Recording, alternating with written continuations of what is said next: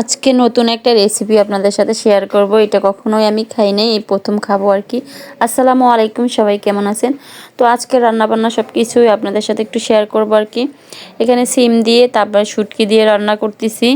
আজকে হচ্ছে সিম শুটকি দিয়ে আলু দিয়ে রান্না করব, খুবই মজার একটা তরকারি। আর সাথে বেগুনও দিব, যেহেতু শীত চলেও যাচ্ছে, শীত অনেক পড়তেছে আজকে। তো এর সাথে একটু সবজির তরকারি খুবই ভালো লাগবে খেতে। এই শীতে এই শুটকির তরকারি খুব মজা হয়। তো শুটকিটা আগে আমি ভেজে ফেলছি তেলে, তো হলুদ মরিচ পরিমাণ মতো দিয়ে দিছি, দিয়ে একটু পানি দিয়ে ভালো করে কষায় নিব আর কি। যত মশলাটা কষানো যায় খেতে কিন্তু অত ভালো লাগে, শুটকির ঘ্রাণটাও ভালো লাগে খেতে।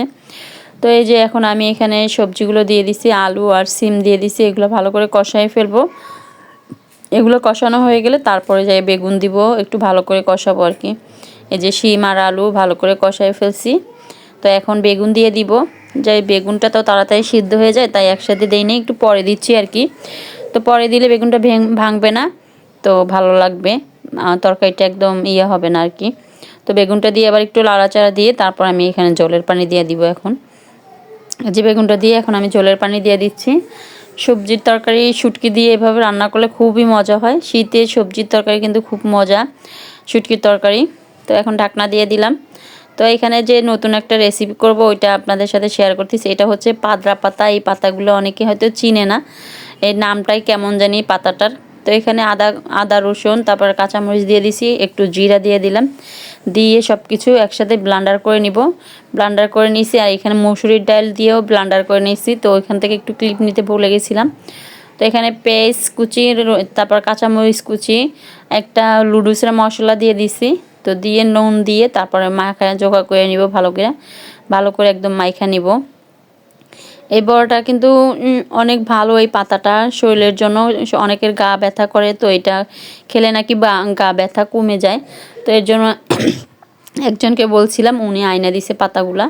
তো এখন আর কি এই যে বড়াগুলা কীরকম লাগে খেতে জানি না। তারপরও বড়াগুলা বানাইছি, বানানোর পরে যখন খাইছি তখন খুবই ভালো লাগছিল বড়াগুলা। এমনি বড়াগুলো বানানোর পর একদম কালো হয়ে যায়, মনে হয় যে কাইলা জিরা দিয়ে বানাইছি, কিন্তু রংটা একদম কালো হয়ে যায়। তারপরও খেতে ভালো লাগে, রংটা না দেখতে সুন্দর না হলেও খেতে কিন্তু ভালোই লাগছিল, ভাত দিয়েও ভালো লাগছিল খেতে। তো বড়াগুলো আমার হয়ে গেছে, এখন উঠাই ফেলবো।